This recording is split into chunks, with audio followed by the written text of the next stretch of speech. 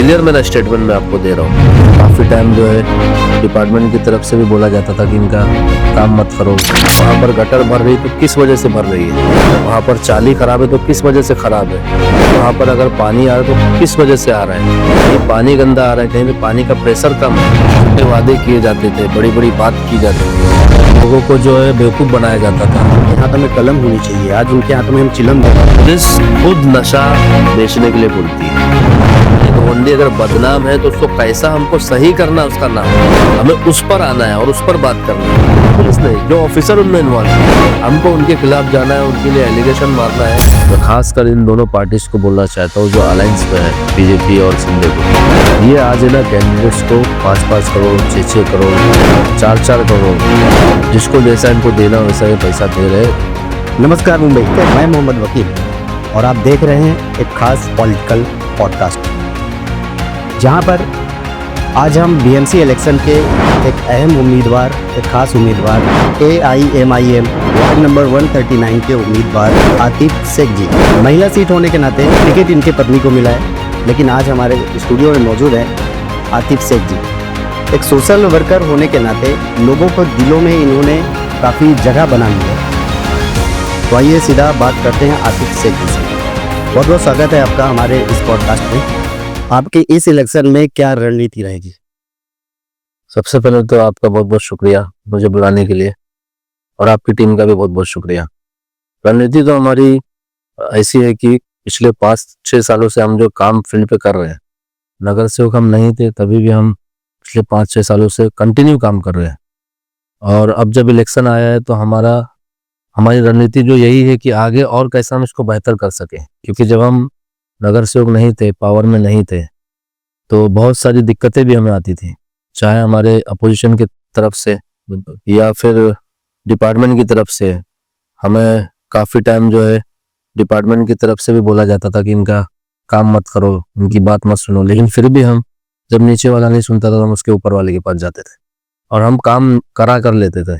लेकिन अब जब इलेक्शन आ गया है और इंशाअल्लाह अल्लाह ने चाहा अगर हम जीत जाते हैं तो हमारी रणनीति ऐसी है कि हमारे वार्ड के जो मसाइल हैं वो हमें पता है, जो भी प्रॉब्लम्स है, तो हमने एक अपना मैनिफेस्टो बनाया है कि ये मैनिफेस्टो के हिसाब से हम काम करेंगे। सही कि आने वाले वक्त में जो भी वार्ड के प्लॉट के, इवन सिंगल गली के, एक गली भी है ना जी, उसके भी हमें इश्यूज पता है, कौन से प्लॉट में कौन सी गली है और उसका प्रॉब्लम क्या है, वहां पर गटर भर रही तो किस वजह से भर रही है, वहां पर चाली खराब है तो किस वजह से खराब है, वहां पर अगर पानी आ रहा है तो किस वजह से आ रहा है, कहीं पानी गंदा आ रहा है, कहीं पे पानी का प्रेशर कम है, या और भी कोई साफ सफाई से रिलेटेड या पानी से रिलेटेड या वेलफेयर फैसिलिटी से रिलेटेड या फिर इंफ्रास्ट्रक्चर से रिलेटेड, अगर वहां पर रोड सही नहीं है, खड्डे रोड पर, या और भी कोई समस्या है, तो हमें हर गली के बारे में पता है, हर रोड के बारे में पता है और हर प्लॉट के बारे में पता है और पूरे वार्ड के बारे में पता है।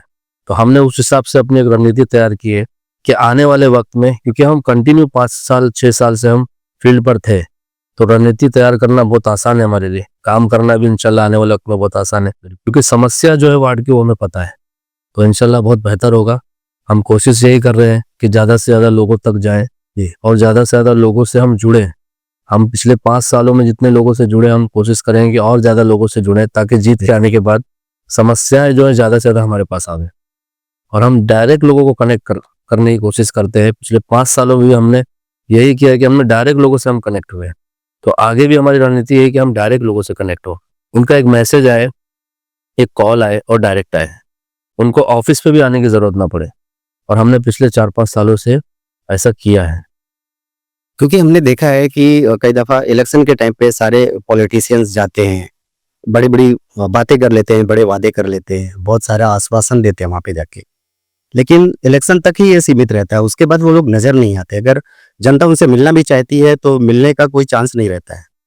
तो इसको लेके जैसे अभी आपने बात की है, तो इसमें क्या आपने कुछ प्लान बना रखा है कि डायरेक्ट जनता आपसे कनेक्टेड हो जाए? कि पिछले 5-6 सालों से जब हम ग्राउंड पर है, फील्ड वर्क पे है, सोशल वर्क में है, तो हम सबसे पहले तो लोगों के सामने ये प्रोफाइल हमारे लेके जाने वाले हैं। कभी कोई इलेक्शन में आपने नहीं देखे होंगे कि कोई नेता किसी भी पार्टी का हो, वो अपनी प्रोफाइल या अपने बारे में लोगों को बताता हो। इसमें मेरी पूरी डिटेल है इसमें मेरे काम है जो भी मैंने 5-6 सालों में किया है, और ये लोगों को पता भी है माशाल्लाह, लेकिन फिर भी हम उनके पास इसे लेकर जा रहे हैं और हम कोशिश कर रहे हैं कि लोगों को ये विश्वास दिलाए कि जैसा काम हमने पिछले 5-6 सालों में as a social worker, as a आम आदमी हमने किया है, हम आने वाले वक्त में कोशिश करेंगे कि उससे बेहतर, उससे कई गुना बेहतर हम काम कर सके।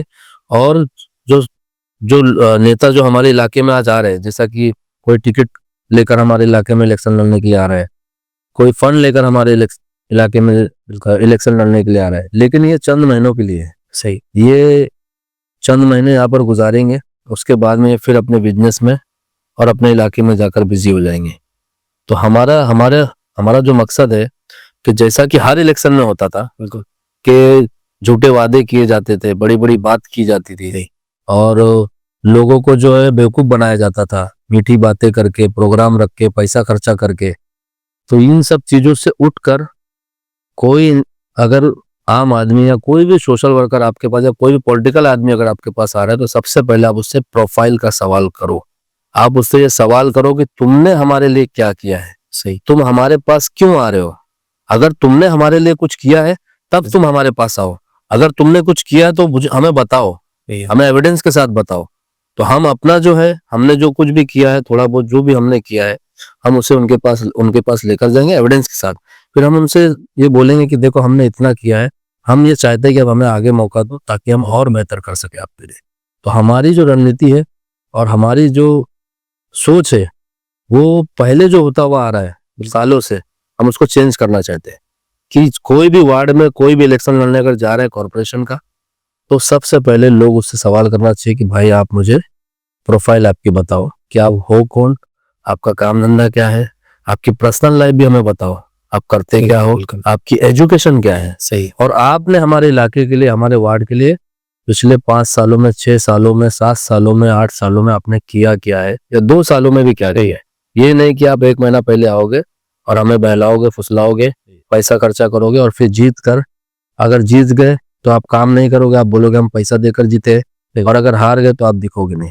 तो इस चीज को हम चेंज करना चाहते हैं। वार्ड नंबर 139 को ये बताना चाहेंगे कि आतिफ शेख जी ने यहाँ पे एक बहुत अच्छी बात कही है कि कोई भी नेता आपके इधर आता है, कोई भी नगर सेवक का उम्मीदवार आता है, तो सबसे पहले आप उसकी प्रोफाइल देखिए, क्योंकि वो अहम मायने रखता है आपके इस बीएमसी इलेक्शन में। और इन्होंने बहुत अच्छी बात कही है, आप लोग इस पे गौर करें, ध्यान दें कि जो इससे पहले करते चले आ रहे हैं और आज ये समाज सेवक, वो नगर सेवक बनने जा रहे हैं, तो उन्होंने पहले भी काम दिखाया हुआ है, उनका पूरा प्रोफाइल है आपके पास। तो कोशिश कीजिए कि लोगों को समझिए, फिर बाद में अपना वोट दीजिए। इस इलेक्शन में कोई अहम मुद्दा जिसको आपने बहुत मतलब गहराई से आपने पॉइंट कर रखा है कि मैं जीत के आने के बाद सबसे पहले ये स्टार्ट करूंगा। सबसे पहले तो देखो हम ये करेंगे कि आज सालों से जो हमारे इलाके में हमें गटर, नाली, चाली, इन सब चीजों में पानी, इन सब चीजों में हमें उलझा कर रखा गया। आज हमारी माँ बहनों के लिए, हमारे भाइयों के लिए सबसे बड़ा मुद्दा जो है ना, वो साफ सफाई का है।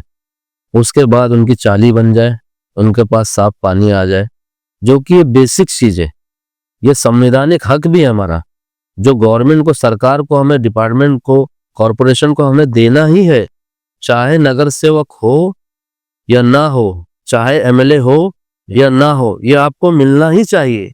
लेकिन सालों से हमारे जो पॉलिटिकल लोग हैं, नेता है, जिनको हमने चुनकर लेकर आया, उन्होंने हमें इन्हीं सब चीजों में उलझा कर रखा है। तो सबसे पहले जो हमारा मकसद होगा कि हम इन सब चीजों को खत्म करें ग्राउंड से। एक एक सिंगल चाली, सिंगल गटर जो भरती है, जिससे घर में पानी आता है, प्रॉब्लम होती, बाथरूम में पानी आता है। आज हमारे इलाके के लोग इन सब चीजों में ही उलझे हुए हैं। हमारे यहाँ के स्थानीय एमएलए साहब ने इन सब चीजों पे, जो बेसिक चीजें, उस पर ही काम नहीं किया। तो वो एजुकेशन और हेल्थ की बात और नशे और क्राइम की बात कहाँ से करेंगे, क्योंकि उन्होंने लोगों को इन सब चीजों में उलझा दिया। आज आप किसी गटर साफ करा दो, वो सबसे बड़ी बात है। इन्होंने हमें बाथरूम, अगर किसी बाथरूम का उद्घाटन कर रहे हैं, तो इनकी नजर में एक डिग्री कॉलेज खोल रहे हैं। मैं हकीकत आपको बता रहा हूँ, या एक प्लॉट में ये स्कूल खोल रहे हैं। इस तरीके से इनका नजरिया है कि किसी बाथरूम की ओपनिंग करेंगे ना, तो बैनर वगैरह लगा के और बहुत उसका एडवर्टाइजमेंट करेंगे, मीडिया में उसको चलाएंगे। मतलब बाथरूम और चाली बनना, गटर का काम होना, ये सबसे बड़ा मुद्दा हमारे इलाके में बना हुआ। तो हम आने के बाद जो सबसे पहला काम करेंगे, इंशाअल्लाह सबसे पहला हम ये मुद्दे को खत्म करेंगे। खत्म इस तरीके से करेंगे कि हम ऐसा ऐसा सिस्टम लेकर आएंगे कि जिससे है ना, सबसे पहले तो जो प्रॉब्लम्स है, चाहे स्ट्रक्चर से रिलेटेड प्रॉब्लम हो, खराब हालात हो गटर्स की, या जो भी इश्यूज है, उसको सबसे पहले हम खत्म करेंगे, उसको बनाकर। उसके बाद जो साफ सफाई का एक डेली बेसिस पे जो इशू एक है कि इस पर किसी ने काम नहीं किया, लेबर वगैरह जो बीएमसी की तरफ से हमारे इलाके में लगना चाहिए वो नहीं लगते हैं।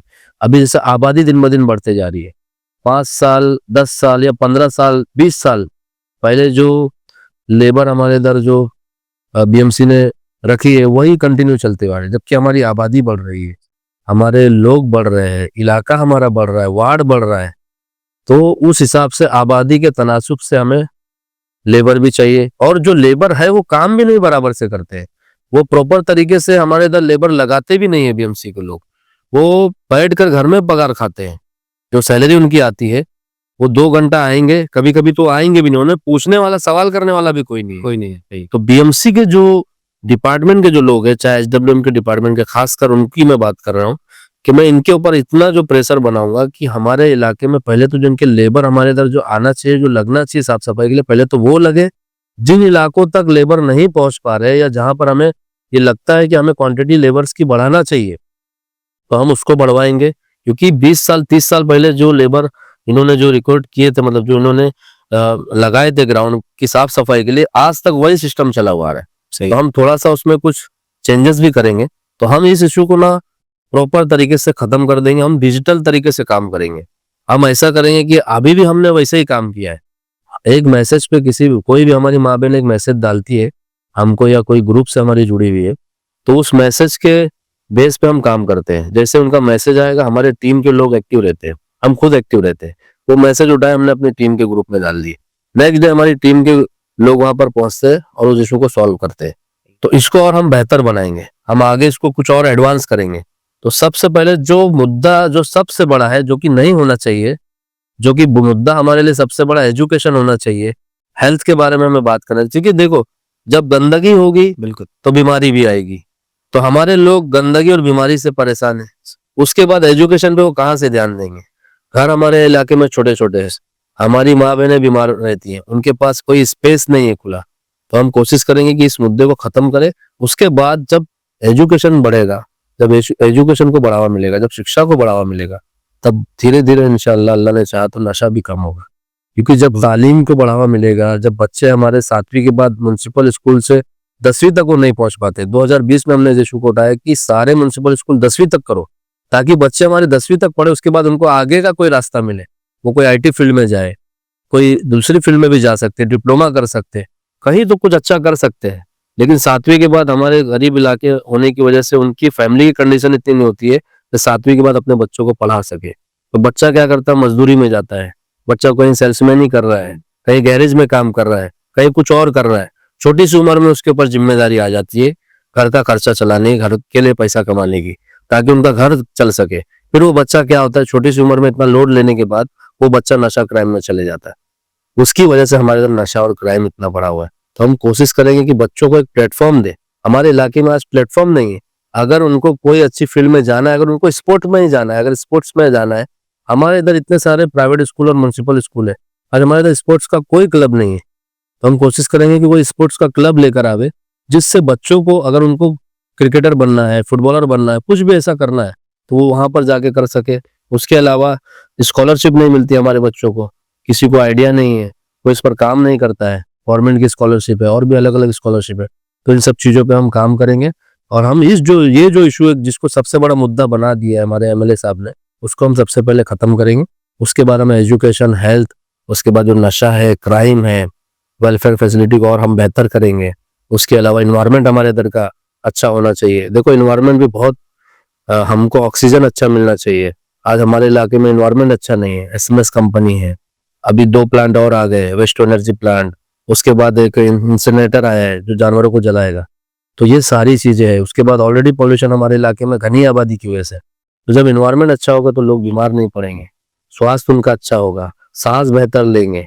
तो ये सारी जो चीजें है ना, ये सारी चीजों को मिलाकर हम बेहतर कुछ काम करेंगे, ताकि हमारा इलाका बेहतर से बेहतर बन सके। और आने वाली नस्लें, जो आज हमारे यंगस्टर्स है, आने वाले वक्त में इनकी फैमिली अच्छी हालत में हो। ये नहीं कि पहले जो हमारे इलाके में हुआ कि बच्चा जब थोड़ा सा बड़ा हुआ उसके ऊपर जिम्मेदारी डाल दी गई और वो बेचारा नशा क्राइम, और उसकी देखो आप देखेंगे हमारे इलाके में बहुत सारे बच्चे ना आपको कमजोर दिखेंगे, आपको पतले दुबले दिखेंगे।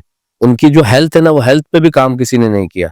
उनकी हेल्थ प्रॉपर नहीं है, हाइट प्रॉपर नहीं है, सही ये सब चीजों पे किसी ने ध्यान ही नहीं दिया है कि इसकी वजह क्या है कि हमारे बच्चे नशे में तो जा ही रहे, उसके अलावा उनकी हेल्थ क्यों नहीं सही है, इस पर कभी किसी ने बात नहीं किया। तो हम हर फील्ड पे काम करेंगे और बेहतर से बेहतर हम माहौल देंगे लोगों को, और जो एक सिस्टम है हम उसको तोड़ेंगे। एक सिस्टम जो चल रहा है, हर डिपार्टमेंट में आपको दलाली मिलेगी, हर जगह आपको दलाली मिलेगी। आपको राशन ऑफिस जाना है आपको दलाल मिले, आपको हर जगह, आपको कोई भी बीएमसी के डिपार्टमेंट में जाना है, आपको पुलिस स्टेशन जाना है, बिल्कुल।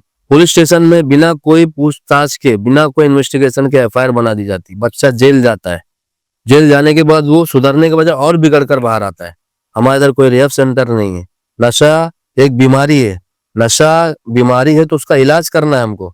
अगर हम उसका इलाज ही नहीं करेंगे और बोलेंगे नशा नशा नशा, आप इलाज क्यों नहीं करते उसका? क्योंकि नशा एक बीमारी है, आप उसको बीमारी नहीं समझ रहे हो। सही। घर में फैमिली भी हमारे, अगर बच्चा नशा कर रहा है तो उसको मारते हैं, तोड़ते हैं, घर से भगा देते हैं, वो और बिगड़ता है जाकर, लेकिन उसका इलाज नहीं करते हैं क्योंकि घर की कंडीशन भी उतनी नहीं होती कि उसको 10,000 5,000 रुपया महीना उसको कहीं पर रिहैब सेंटर में डाल के उनका खर्चा उठा सके बच्चे का। वो बच्चा आगे चल के क्राइम करता है या कहीं ना कहीं उसकी कोई ना कोई चीज की वजह से, बहुत सारे बच्चे हमने देखे ऐसे कि किसी एक्सीडेंट में उनकी डेथ हो गई, कहीं क्राइम की वजह से उनकी डेथ हो गई। तो बहुत बड़ा जुल्म हमारे इलाके में हो रहा है। हम इंशाल्लाह इस सारी चीजों पर काम करके उस जुल्म को खत्म करेंगे। आपने सही बात कही है कि क्राइम की असल जड़ नशा है। नशा, ठीक है। और हमने देखा है कि जिस इलाके की आप बात कर रहे हैं उधर नशा बहुत ज्यादा है। सारे यंगस्टर जितने भी हैं, नौजवान बच्चे जितने भी हैं, सब नशे में डूबे हुए हैं। छोटे छोटे बच्चे भी नशा करते हैं। आपकी बात कर कर मैं बोल रहा हूँ, जब तक प्रॉब्लम को हम लोग फेस नहीं करेंगे ना, हमारे इधर के एमएलए है और उनके लोग हैं, वो बोलते हैं कि गोवंडी को बदनाम कर रहे हैं। वो प्रॉब्लम से भागते हैं और लोगों को गुमराह करते हैं कि गोवंडी को बदनाम किया जा रहा है। गोवंडी ऑलरेडी बदनाम है। हमें गोवंडी अगर बदनाम है तो उसको कैसा हमको सही करना है, उसका नाम हमें उस पर आना है और उस पर बात करना है। ये मत बोलो कि गोवंडी को बदनाम करे और एक आदमी बोलेगा भाई नशा क्राइम बढ़ गया, तो आप उसको काउंटर करने के लिए, उसको उसकी वजह से पब्लिक को गुमराह करने के लिए आप ये स्टेटमेंट दे रहे हो, तो इसका मतलब है कि आपकी नियत साफ नहीं है। आपको काम ही नहीं करना है गोवंडी के लिए, आपको गोवंडी को सुधारना ही नहीं है, आपको सिर्फ अपनी राजनीति करना है। तो ये जो सबसे बड़ी वजह हमारे इलाके में कि हम प्रॉब्लम को सॉल्व करने के बजाय हम अलग अलग स्टेटमेंट देकर लोगों को गुमराह कर देते और सॉल्यूशन नहीं निकालते। तो हमको सॉल्यूशन निकालना है कि नशा अगर इतना ज्यादा है उसका सॉल्यूशन क्या है। ये जो सवाल मैं कर रहा था आपसे कि सारे नौजवान बच्चे सब नशे में डूबे हुए हैं, छोटे छोटे बच्चे हैं, उनके पास ही बहुत नशे की लत लग चुकी है। और जो देश के भविष्य हैं, जिनके हाथों में कलम होनी चाहिए, आज उनके हाथों में हम चिलम देख रहे हैं और न जाने किस किस तरीके के उनके पास नशे की आदत लगी हुई है। इसको आप किस तरीके से देख रहे हो? इसके पीछे आपका क्या मास्टर प्लान है? देखो, सबसे पहले तो मैं वहीं से पला बड़ा हूँ। हम लोग जब छोटे छोटे थे, मैं आपको ये इसलिए बता रहा हूँ कि आप समझोगे। जी जी बिल्कुल। हमारे इधर नशा बढ़ा कैसे? हम जब छोटे थे ना, हमारे इधर एक गार्डन था, हम उस गार्डन में खेलते थे। उस गार्डन में, वो गार्डन की हालत इतनी खराब थी ना कि रात में उसमें लाइट नहीं होती थी और स्ट्रक्चर उसका इतना खराब था कि हम लोग सिर्फ जैसे तैसे खेल लेते थे उसके अंदर, क्रिकेट खेलते थे या बैठ जाते थे वहां पर। लेकिन उस वक्त में जब गार्डन की हालत इतनी ज्यादा खराब थी, नशेड़ी है ना ऐलानिया थे कि भाई ये दारू पीने वाले हैं और ये चरसी हैं। ये हमारे इलाके में लोगों को पता होता, ऐलानिया होते थे। सिगरेट है ना, दूर की बात थी बहुत कि सिगरेट कोई पीता होगा। सही, बच्चों की, खासकर यंगस्टर्स की मैं बात कर रहा हूँ, कोई नहीं पीता था सिगरेट से। तो उस जमाने में जब हम लोगों को ये पता होता था कि ये है और ये है, कोई आम नशा नहीं था। लेकिन पिछले 15 सालों की मैं खासकर अगर बात करूं, जैसा हम जवान होते गए, जब इन 15 सालों में ऐसे ऐसे नशेली चीजें हमारे इलाके में आ गई कि आज ना आपको जानकर हैरानी होगी, ऐसी ऐसी चीजें कि एक बच्चा है ना, एक प्लास्टिक के अंदर ना फूंक रहा था, ऐसा ऐसा फूंक रहा था। तो मैं 6 महीना पुरानी बात कर रहा हूँ, वो ऐसा ऐसा फूंक रहा है। तो मैं ये इतना क्यों फूंक रहा है इसके अंदर? मैंने एक से सवाल किया, मैं कहीं बैठा था तो रोड के सामने की तरफ है ना, वो एक जगह गंदगी में बैठ कर ना ऐसा फूंक रहा था। मुझे शक हुआ कि ये फूंक क्यों रहा है ऐसा। तो मालूम पड़ा कि ये एक नशा है, ये डल्लप करके एक नशा, कोई डल्लप आता है, कोई एक पदार्थ है, उसको वो लोग प्लास्टिक के अंदर डालते हैं और उसको फूकते हैं तो उससे जो अंदर से जो हवा रिवर्स जो हवा निकलती है उसको उन लोग अंदर लेते हैं, इनहेल कर मतलब अपने अंदर लेते हैं, तो वो एक नशा है। ऐसे कितने सारे मैं नशा आपको बता दूं। एक रुमाल लेके ऐसा करते हैं, वो एक नशा है, सॉल्यूशन उसको बोलते हैं, क्या बोलते हैं उसको, तो वो रुमाल में लगा के उसको चूसते हैं वो लोग। तो ऐसे ऐसे नशे आपको हैरानी होगी जानकर। तो ये जो नशा जो इतना फैला है ना, इसमें सबसे बड़ी जो जिम्मेदारी मैं मानता हूँ हमारे इधर के अस्थानी एमएलए साहब की मानता हूँ। उसकी वजह यह है कि उन्होंने कभी इस पर कंट्रोल करने की कोशिश नहीं की, कभी वो ग्राउंड पे नहीं उतरे, कभी उन्होंने आउट ऑफ द वे जाके काम नहीं किया। वो हमेशा पुलिस पर डालते गए और पुलिस जो है लोगों पर डालती गई और लोग जो है इसमें मर रहे हैं। तो इसमें काम सबसे बड़ा जो था वो एमएलए साहब का था, क्योंकि जिम्मेदारी हमने उनको इलाके की दी थी। उसके बाद उनका काम था कि पुलिस को वो जितना हो सके उन पे प्रेशर डाले और खुद भी ग्राउंड पे उतरे। अगर कहीं पर नशा हो रहा है, कहीं पे कोई नशा बेच रहा है, तो आपका काम है कि उसको आप खुद जाकर पकड़ो, क्योंकि आप वहां के एमएलए हो। आपका काम है, आपकी जिम्मेदारी बनती है। आप सिर्फ ये बोलकर वो उस बात को नहीं टाल सकते कि भाई यहाँ पर नशा है, यहाँ ही नहीं है, पूरे बंबई में है, पूरे इंडिया में है। या आप लोगों को गुमराह करके अपनी सेफ साइड आप ढूंढते हो। हर इशू पे वो सेफ साइड ढूंढते हैं, क्योंकि उनको उस पर काम नहीं करना है। तो सालों में जो पिछले 15 साल में जो नशा हमारे इलाके में बढ़ा है, और ऐसे ऐसे नशा है, 7-8 साल पहले ये जो व्हाइट का जो नशा आया है, इसने सबसे ज्यादा जो है यंगस्टर्स को खराब किया है। तो ये सारे नशा जो है, इस पे पुलिस की भी जिम्मेदारी बनती है, और जो स्थानीय एमएलए साहब और जो नगर सेवक थे हमारे इलाके के, उनकी भी जिम्मेदारी है। क्लियर मेरा स्टेटमेंट मैं आपको दे रहा हूँ, अब बिंदास इसको चलाना है। पुलिस खुद नशा बेचने के लिए बोलती है। पूरी पुलिस की बात मैं नहीं कर रहा हूँ, जो नीचे के अधिकारी है, जब कोई पकड़ा जाता है ना, तो बोलते हैं कि बेच, क्योंकि हम वहीं रहते हैं, हमको ऐसी इन्फॉर्मेशन आती है कि पुलिस भी इसमें इन्वॉल्व है। क्यों पता है? क्योंकि रिटर्न में लोग उनको पैसा देते हैं। जब वो नशा आगे बेचते हैं तो रिटर्न में उसको पैसा मिलता है, तो वो जो पैसा उनको मिलता है उसकी वजह से वो लोग ये काम करते हैं। तो इसमें पुलिस भी कहीं ना कहीं नाकाम तो है ही है। नाकाम होना एक अलग चीज है, लेकिन सपोर्ट करना ये बहुत गलत चीज है कि वो नशा के बेचने वालों को सपोर्ट भी करते हैं। और हमारे एमएलए साहब जो है, ज्यादातर उनके आसपास में या जो उनकी पार्टी के अंदर मुझे जो देखने को मिला है पिछले 10-15 सालों में, मैं जो देखता हूँ कि उनसे जुड़े हुए जो लोग हैं, बहुत सारे लोग इन सब चीजों में इन्वॉल्व हैं, और गवर्नमेंट ये जानती है। तो बस मैं यही बोलूंगा कि ये जो एमएलए साहब है, इनको आप चेंज कर दो, इंशाल्लाह कुछ ना कुछ बेहतर हमारे इलाके के लिए होगा। और कॉर्पोरेशन का जो इलेक्शन आ रहा है, इसमें सही ईमानदार लोगों पर आप लेकर आओ, ताकि हम पुलिस के ऊपर प्रेशर बना सके। हमारे इधर आज एक पुलिस स्टेशन है, हमें कब का, आज से 10 साल पहले हमको 2 पुलिस स्टेशन मिलना चाहिए था। एक म्हाड़ा में है, एक हमें बैगनवाड़ी के लिए चाहिए, क्योंकि हमारी आबादी ज्यादा है। आबादी के तनासुब से अगर आप देखने जाएंगे, बेसिक जो नॉर्मल से सेंस की बात है, उन सेंस की बातों पे भी हमारे इधर के एमएलए साहब कोई बात नहीं करते, कभी डिपार्टमेंट में नहीं जाते, कुछ नहीं करते, कि आबादी के हिसाब से हमें पुलिस स्टेशन दूसरा एक होना चाहिए। उसके बाद जो पुलिस बीट है, वहां पर पुलिस नहीं होती है। क्यों नहीं होती है, इसका इशू भी हमने उठाया 2 साल पहले कि भाई पुलिस बीट खाली क्यों पड़ी है। जब पुलिस होगी, पुलिस अपना काम करेगी, सारा सिस्टम जब सिस्टम से चलेगा, और पुलिस सबसे पहले तो मेन बात यह कि करप्शन नहीं करना चाहिए। उनके करप्शन की वजह से सबसे ज्यादा बुराइयां जो हमारे इलाके में फैली है। देखो, एक तो उनकी भी कुछ कमजोरी इसमें यह भी आती है कि उनको जो जितनी बड़ी आबादी है, उस हिसाब से उनको पुलिस बल मिलना चाहिए।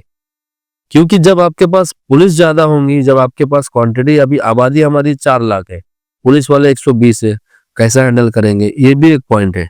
तो हमको पुलिस को भी सपोर्ट करना है इन सब चीजों की, और पुलिस के खिलाफ हमको जाना है कि वो सपोर्ट जो करते हैं नशा बेचने वालों के लिए, जो ऑफिसर्स उनमें इन्वॉल्व है, पूरी पुलिस नहीं, जो ऑफिसर उनमें इन्वॉल्व है, हमको उनके खिलाफ जाना है, उनके लिए एलिगेशन मारना है, ताकि जो डीसीपी हमारे इधर के हैं वो उन पर कार्रवाई कर सके। क्योंकि जब से डीसीपी सर हमारे यहाँ पर आए हैं, समीर शेख की मैं बात कर रहा हूँ जी, वो बहुत सारे अच्छे काम कर रहे हैं, क्योंकि मुझे दिखने में आ रहा है। मैं उम्मीद उनसे ये करता हूँ कि आगे भी और अच्छा काम करेंगे। तो नशे के लिए मैं एमएलए साहब को जिम्मेदार मानता हूँ, और पुलिस को भी जिम्मेदार मानता हूँ। पुलिस में कुछ ऑफिसर जो इन सब चीजों को सपोर्ट करते हैं, तो पुलिस हमारे इधर और ज्यादा चाहिए। उसके बाद इसमें एक बहुत बड़ा रोल हमारी पब्लिक का भी आता है, कि पब्लिक अपने बच्चों पर ध्यान दे। हमारे फैमिली के अंदर जो बच्चे हमारे हैं, छोटे हैं, बाहर का माहौल देखो, दूसरे का बच्चा बिगड़ रहा है तो हम खामोश रहते हैं, बहुत कम हम दूसरे के बच्चों पे आवाज उठाते हैं। हमारा बच्चा जब बिगड़ता है तो हम चिल्लाने लग जाते हैं। लेकिन वो जो दूसरे का बच्चा बिगड़ रहा है ना, आप उसको अगर सुधार देते, या उनकी फैमिली सुधार दे, आप सब पूरे एरिया वाले मिलकर अगर उसको सुधारने की कोशिश करते, तो शायद आपका बच्चा भी नहीं बिगड़ता, क्योंकि आग अगर कहीं आप पड़ोसी में लगेगी ना तो वो आग आपके घर तक भी आएगी। हमको ये भी समझना पड़ेगा कि भाई वो आग को हम पहले बुझाए ताकि हमारे घर में आग ना लगे। तो आग को आप पहले बुझाओ, जहां कहीं भी लगी हो, वो कहीं ना कहीं लगी, वो इंसान है। तो हमको इंसानियत के हिसाब से काम करना है, हमको जात धर्म में भेदभाव नहीं करना है। सही। जहां कहीं भी बुराई फैली, हमको हमारा काम है कि हम सब मिलकर उसको खत्म करें। तो पब्लिक में भी अवेयरनेस होना चाहिए, पब्लिक इन सब चीजों पे ध्यान देना चाहिए, और पब्लिक निडर होकर इसके खिलाफ लड़ना चाहिए, और जो लोग इसके खिलाफ लड़ना चाहते हैं उनको सपोर्ट करना चाहिए, तभी हमारे इलाके में नशा खत्म होगा। बिल्कुल बिल्कुल, मुझे भी ऐसा लगता है कि अवेयरनेस सेशन जो है वीकली या मंथली तो एक हर एरिया में होना ही चाहिए, क्योंकि सबका इसमें यूनाइट होना बहुत जरूरी है। क्योंकि अकेला एक इंसान कुछ नहीं कर सकता किस चीज को। तो अभी फिलहाल हम ये देख रहे हैं कि आजकल आप गौतम नगर म्हाडा बिल्डिंग या जो कि 138 वार्ड लगता है, उसमें आपका साफ सफाई का अभियान काफी जोरों शोरों से चल रहा है, और पहले भी आप सोशल वर्क करते चले आ रहे हैं इतने सालों से। तो ये कंटिन्यू आप रखने वाले हैं या इलेक्शन के हिसाब से अभी फिलहाल ये? नहीं, ये पिछले हम लोग 1-2 सालों से, खासकर हम 4-5 सालों से, 6 सालों से तो हम बाकी इलाकों में कर रहे थे, देख रहे हैं। लेकिन अभी हम पिछले 1-1.5 साल से हमने म्हाडा और बाकी इलाकों पे भी फोकस किया। ऐसा नहीं है कि हमारे वार्ड में ही हम काम करते हैं, हमें कहीं की भी समस्या है, चाहे चीतागंज से भी लोग फोन करते हैं, महाराष्ट्र नगर से भी फोन आते हैं, चेंबूर से भी फोन आते हैं, कहीं से भी फोन आते हैं, तो हम उनका जो भी काम होता है हम करा कर देते हैं, या तो हम उनको रास्ता बताते हैं कि भाई आप ये रास्ते पे जाओ, आपका काम होगा। तो म्हाडा जो है, म्हाडा में ऐसा नहीं, जब समस्या हम 1-1.5 साल से जैसी जैसी समस्या हमारे पास आई, हमने उस पर काम किया। अब ज्यादा समस्या आने लगी तो हम ज्यादा काम कर रहे हैं। जब तक हमारे पास समस्या नहीं आएगी, जब तक हमको पता ही नहीं चलेगा कि भाई क्या है, हम खुद जाकर अगर देख रहे हैं तो पता चल रहा है कि भाई आप, अभी जैसा कि एक गार्डन था, वहां पर देखो बच्चे लोग ने वीडियो बना के चलाए थे, हमने तो उनको लेबर्स को ऐसे ही भेजा था कि भाई गंदगी है, जाके साफ कर लो। जब बच्चों की वीडियो मेरे पास आई, हमारी टीम के लोगों ने जब बनाकर भेजे, तो मैं जब वो वीडियो देखा तो वो बच्चे बोल रहे कि भाई ये गार्डन है, आतिफ भाई इसको साफ करा दो। तो मैं शॉक हो गया, मैं सब काम छोड़ के मैं वहां पर गया म्हाडा में, तो मैं जाके जब देख रहा हूँ तो वाकई में वो गार्डन था। तो मैं शॉक हो गया एकदम कि यार मतलब ऐसा कैसा हो सकता है, जो गार्डन है वो डंपिंग बन गया। ऐसी बहुत सारी जगह है जो कचरे के अंदर, जिनको जो जगह अच्छी जगह है, जिसको अच्छा यूटिलाइज कर सकते हैं हम लोग, लेकिन उसको खराब हालत में रखा गया, गंदगी में, हर तरीके की बुराइयां वहां पर फैली। आपको मालूम है कि वो गार्डन के अंदर नशा हो रहा है, वो गार्डन है ना अच्छा बना सकते थे या बना हुआ था, उसको डंपिंग बना दिए, तो वहां पर नशा हो रहा है आज के टाइम पे। वहां लाइट्स नहीं है, स्ट्रीट लाइट नहीं है, हमारे इलाके में बहुत सारी जगहों पे स्ट्रीट लाइट नहीं है। कौन इस पर ध्यान देगा? पब्लिक को मैं बोलना चाहता हूँ कि इसकी बहुत बड़ी जिम्मेदारी पब्लिक की बनती है, क्योंकि पब्लिक जब वोट डालने का वक्त आता है तो कहीं ना कहीं गुमराह कर दिए जाते हैं। कोई हमें मीठी मीठी बात करके गुमराह करता है, कोई हमें पैसा देकर या कुछ अलग अलग चीजों में, या कुछ हमारे ही जिम्मेदार लोग जो हमारे इलाके के, वो हमें गुमराह कर देते हैं, क्योंकि सामने से उनको कुछ फायदा पर्सनली मिल रहा होता है। तो ऐसे लोगों से हमें सावधान रहना है और हमें सही फैसला लेना है। 15 साल हमने जिस एमएलए को दिए हैं, वो एमएलए अगर हमारे इलाके के लिए सही नहीं है, या वो सही बेहतर काम नहीं कर रहा है, जो कि आपको दिख रहा है, और हम आपको दिखा रहे हैं हर इशू को लाकर आपके सामने, तो आपका काम है कि ना एमएलए को आप नेक्स्ट टाइम लेकर आओ, ना उनके लोगों को आप सुनकर लेकर आओ, क्योंकि बदलाव जब तक नहीं आएगा, जब तक अपोजिशन को आप स्ट्रॉन्ग नहीं करेंगे, एज ए आम आदमी, एज ए सोशल वर्कर, अगर मैं हिम्मत करके उनके खिलाफ लड़ रहा हूँ, कल को आप मुझे कॉर्पोरेटर से अगर कॉर्पोरेटर बना दोगे तो मैं और बेहतर तरीके से उनके खिलाफ लड़ पाऊंगा, और एक बैलेंस बनेगा।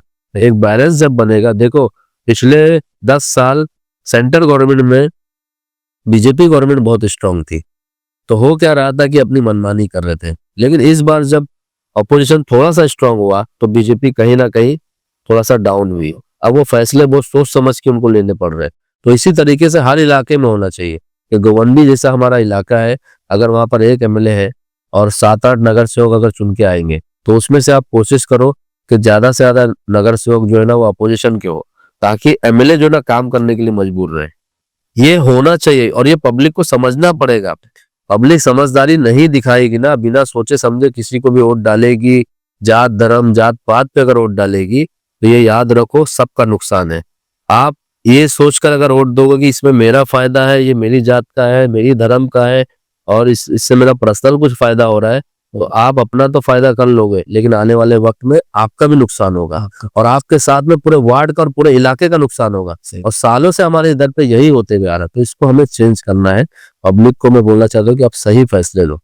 जनता के हाथ में बहुत बड़ा फैसला है, इस वक्त बहुत सारे सवाल हैं, जनता जो जानना चाहती है, बहुत सारे सवाल होते रहेंगे। आप चलते फिरते, आप रैली में भी आपके साथ में सवाल होते होंगे, लेकिन ऐसा कोई मुद्दा जिसे आप जनता को डायरेक्टली बताना चाहते हो? सबसे बड़ा मुद्दा है ना वकील भाई, भी एक जो मुझे समझ में आ रहा है, जो आने वाले वक्त में बम्बई शहर का सबसे बड़ा मुद्दा बनेगा, जो कि आज जिसे डेवलपमेंट का नाम दे रहे हैं।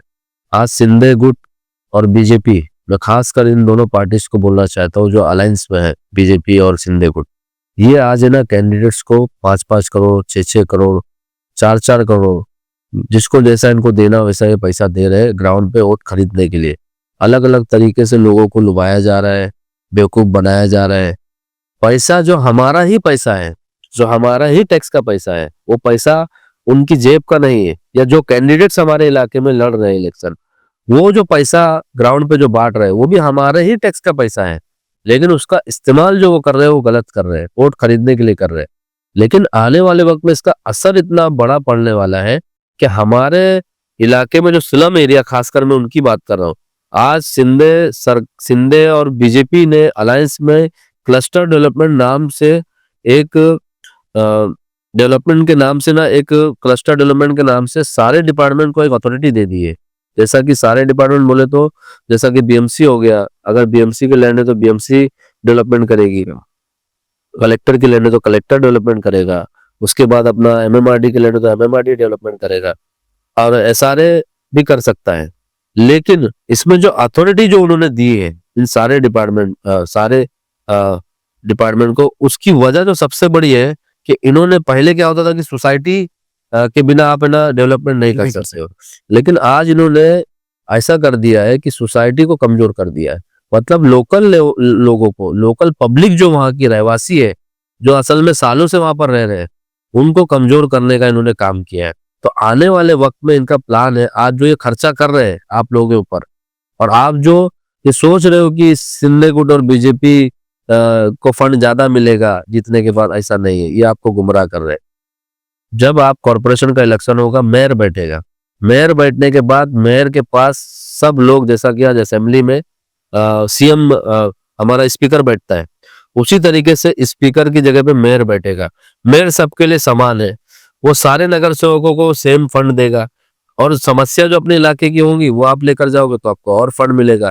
अलग अलग डिपार्टमेंट के अलग अलग फंड होंगे तो फंड सबको मिलने वाला है। लेकिन अभी जो फंड इन्होंने दिया है, जैसा कि कोई एक्स नगर सेवक अगर कोई पार्टी का है, वो अगर इनके साथ चलेगा तो उसको जगह पे उन्होंने 10 करोड़ दिए, 5 करोड़ रुपए दिए। भाई वो पैसा कहाँ से आ रहा है? वो पैसा कहीं ना कहीं गलत चीजों से आ रहा है। वो पैसा इसलिए दिया जा रहा है ताकि कॉर्पोरेशन का जो बजट है वो बहुत बड़ा बजट है। कॉर्पोरेशन के बीएमसी के पास बहुत पैसा है, 60-70 हजार करोड़ का उनका बजट है। आने वाले टाइम में वो 1-2 साल में 1 लाख करोड़ के ऊपर पहुंच जाएगा। 1 लाख करोड़ का मतलब है कि एक स्टेट का बजट भी उतना बड़ा नहीं है हमारे इंडिया के अंदर, इतना बड़ा बजट होगा। और वो बजट के ऊपर, उस पैसे के ऊपर नजर किसकी है? सिंधे और बीजेपी की। और वो पैसा किसका है? वो पैसा पब्लिक का है। वो पैसा उनको चाहिए, और उस पैसे को और पैसा इनको बनाना है।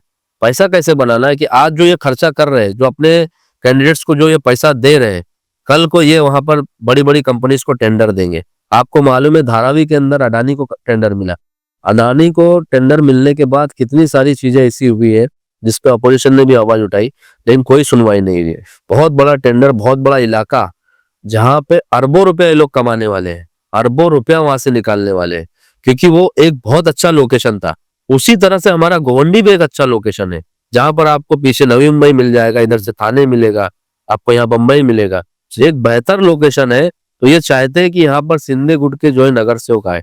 अब नगर सेवक अगर सिंधे गुट के अगर जीत कर आते हैं तो सबसे बड़ा प्रॉब्लम जो वकील भाई होगा वो ये होगा कि जो पॉलिसीज बनेगी कॉर्पोरेशन के अंदर, मेयर बैठने के बाद जो पॉलिसी बनेगी, कोई भी पॉलिसी अगर बनेगी तो वहां पर नंबर का काम होता है कि किसने किसको कितना वोट डाला, किसने पॉलिसी के सपोर्ट में वोट डाला और किसने पॉलिसी के अगेंस्ट में वोट डाला। आपको मालूम है कि जब वक्फ अमेंडमेंट बिल आया था, सिंधे गुट ने उस वक्फ अमेंडमेंट बिल के अंदर संशोधन करने के लिए उसके सपोर्ट में बिल डाला, ताकि जो मुसलमानों की जो वक्फ की जो जमीन है, जो अल्लाह के लिए वक्फ की गई हुई जमीन है, उसमें संशोधन किया जाए और मुसलमानों का जो पक्ष है उसको कमजोर किया जाए। और उसमें बहुत सारे एडिशनल ऐसे उन्होंने चीजें ऐड करी है जिसकी वजह से आज वक्फ जो हमारा कानून था वो कमजोर हुआ है, जो कहीं ना कहीं वक्फ बोर्ड हमारा कमजोर हुआ हर स्टेट में और सेंटर में भी। तो ऐसा आगे चल के जो पॉलिसीज बीएमसी कॉर्पोरेशन के अंदर जो मेयर लेकर आएगा, वो चाहे मेयर अगर इनकी पार्टी का करो, क्योंकि इनका पूरा टारगेट है कि इनका मेयर बैठे, तो पॉलिसी अगर हमारे खिलाफ होगी, शायद हमारे मस्जिदों के भी खिलाफ हो, हमारे घर के भी खिलाफ हो, तो वो पॉलिसी जो बनेगी उसमें सपोर्ट कौन करेगा? हमारे ही लोग। कल को अगर ये नगर सेवक बनेंगे तो ये उस पॉलिसी को सपोर्ट करेंगे, वो चाहे पॉलिसी कैसी भी हो। आज हमारे इलाके में अजान बंद हो गई, अजान हम नहीं दे सकते। अच्छा, अजान क्यों नहीं दे सकते? सरकार किसकी थी? शिंदे गुड़ बीजेपी की सरकार थी। आज हम अजान लाउडस्पीकर में नहीं दे पा रहे, तो इसकी वजह क्या है?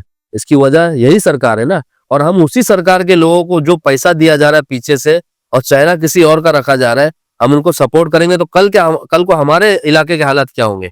ये लोगों को मैं बोलना चाहता हूं कि डेवलपमेंट के नाम पर, फंड के नाम पर आपको गुमराह किया जा रहा है, बेवकूफ बनाया जा रहा है। कल को हमारे इलाके में ये लोग अगर चुनकर आए तो ये जाकर इनके जो आका है, चाहे वो जो भी पार्टी के हो, ये उनकी ही सुनेंगे। वो बोलेंगे इनको कि ये मुसलमानों के खिलाफ की पॉलिसी है, लेकिन तुमको यहाँ वोट डालना है, तो ये उसी को वोट डालेंगे। सिंधे गुट के लोगों ने वक्फ अमेंडमेंट बिल के खिलाफ भी वोट डाला है कि उसमें संशोधन होना चाहिए, मुसलमानों को कमजोर करो। आगे भी कोई अगर बीजेपी कोई भी कानून लेकर आएगी तो सिंधे गुट उनके सपोर्ट में ही रहेगा, क्योंकि अलायंस में है। तो उसी तरीके से जब कल को बीजेपी कोई कानून लेकर आएगी तो सिंधे गुट के जो नगर सेवक चुनकर अगर आएंगे तो ये लोग उस पॉलिसी को और उस बिल को सपोर्ट करेंगे, चाहे वो हमारी मस्जिदों के खिलाफ हो, या चाहे वो हमारे कब्रिस्तान के खिलाफ हो, या चाहे वो किसी भी चीज के हमारे खिलाफ हो। तो मैं लोगों को ये बोलना चाहता हूं कि आने वाले टाइम में क्लस्टर डेवलपमेंट के नाम पर और अलग अलग पॉलिसी के नाम पर बहुत सारे बदलाव मुंबई शहर के अंदर होंगे। मेरी आपसे ये रिक्वेस्ट है कि ऐसे कोई कैंडिडेट को जिताकर मत लाओ जो ऐसी पार्टी का हो जो हमारे खिलाफ हर चीज में बीजेपी को सपोर्ट करते हैं। बस मैं यही एक बहुत बड़ा मैसेज है मेरा ये, क्योंकि मैं जो देख रहा हूँ, जो मैं सोच रहा हूँ, जो मुझे दिख रहा है, क्योंकि हम सालों साल से फील्ड के अंदर है, बहुत आने वाले हालात बहुत खराब है। उसके अलावा जो हमारे स्थानीय के एमएलए साहब है, इन पर भी आप भरोसा मत कीजिए, क्योंकि आए दिन ये सिंधे से जाकर मिलते हैं, ये अजित पवार से जाके मिलते हैं। इनका भी अंदर से कुछ ना कुछ सेटलमेंट चल रहा है, कुछ ना कुछ इनकी भी बात चल रही है। तो ऐसे लोगों से आप सावधान रहो और एक सही ईमानदार लोग और आप अपने इलाके में चुनकर लेकर आओ। बस मैं यही रिक्वेस्ट और अपील करना चाहता हूँ। चलिए जी, बहुत बहुत शुक्रिया। बहुत सारी जानकारी आपने जनता को दे दी और वाकई में जनता को भी इसका ख्याल रखना चाहिए, ध्यान रखना चाहिए, क्योंकि आपका भविष्य आपके हाथ में है, आपके शहर का भविष्य आपके हाथ में है, आपके देश का भविष्य आपके हाथ में है। तो जब भी आप चुनाव करने जाएं तो आप बहुत सोच समझ के करें। ये थे आतिफ शेख जी, वार्ड नंबर 139 से। उम्मीद है कि इस बार आप चुन के आए, क्योंकि आपने बहुत सारा सोशल वर्क किया हुआ है, कंटिन्यू आप करते हुए चले आ रहे हैं। जो कुछ डाउट्स रहा होगा जनता का, वो आज क्लियर हो गया होगा। बहुत सारा मैसेज जो लोगों को आप देना चाहते होंगे वो आज पहुंच गया होगा। आज हमारे इस पॉडकास्ट में आप आए, बहुत बहुत शुक्रिया। और हमारी तरफ से बहुत सारी दुआएं, बहुत सारी शुभकामनाएं कि आप जीत के आए और अपने वार्ड के लोगों का, अपने इलाके का आप भविष्य रोशन करें। इंशाल्लाह इंशाल्लाह इंशाल्लाह। शुक्रिया, मतलब बहुत शुक्रिया। Thank you.